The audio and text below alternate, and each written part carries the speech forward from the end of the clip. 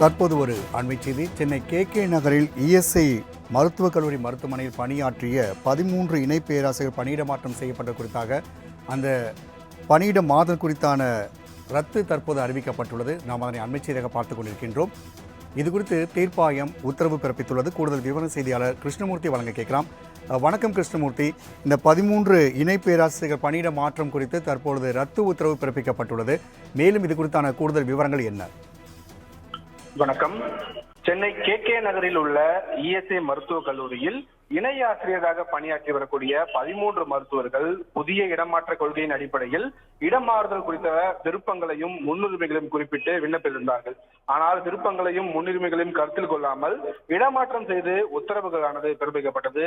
இந்த உத்தரவுகளை எதிர்த்துதான் 13 இணை பேராசிரியர்களும் மத்திய நிர்வாக தீர்ப்பாயத்தின் சென்னை அமர்வில் வழக்கு தொடர்ந்திருக்கிறார்கள். இந்த வழக்கை விசாரித்த தீர்ப்பாயத்தின் நீதித்துறை உறுப்பினர் சுவாமிநாதன், மனுதாரர்கள் தரப்பில் ஆஜரான மூத்த வழக்கறிஞர் பி வில்சன் மற்றும் ஜி கடந்த 2022ஆம் ஆண்டு அறிமுகம் செய்யப்பட்ட பணியிட மாறுதல் கொள்கை நடைமுறைகளை பின்பற்றாமல் இடமாற்றம் செய்து உத்தரவுகள் பிறப்பிக்கப்பட்டுள்ளதாக அவர்கள் தரப்பில் வாதங்கள் வைக்கப்பட்டது. ஆனால் பணியிட மாறுதல் கொள்கை நடைமுறைகளை பின்பற்றித்தான் சட்டப்படி நியாயமான முறையில் பணியிட மாற்ற உத்தரவுகளை பிறப்பிக்கப்பட்டுள்ளதாக மத்திய அரசு தரப்பில் ஆஜரான கூடுதல் சொலிசிட்டர் ஜெனரல் AR சுந்தரேசன் வாதிட்டார். இருதரப்பு வாதங்களையும் கேட்ட தீர்ப்பாயம் பணியிட மாறுதல் குறைதீர் குழு முன்னுரிமை குறித்து பரிசீலிக்காமல் உரிய நடைமுறைகளை பின்பற்றாமலும் பணியிட மாற்ற உத்தரவுகளை பிறப்பித்துள்ளதாக கூறி 13 இணை பேராசிரியர்களின் இடமாற்ற உத்தரவுகளையும் ரத்து செய்து உத்தரவிட்டிருக்கிறது.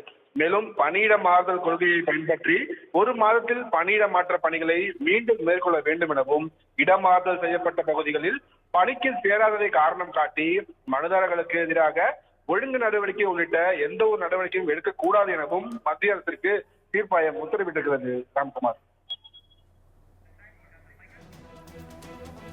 கிருஷ்ணமூர்த்தி, தகவலுக்கு நன்றி.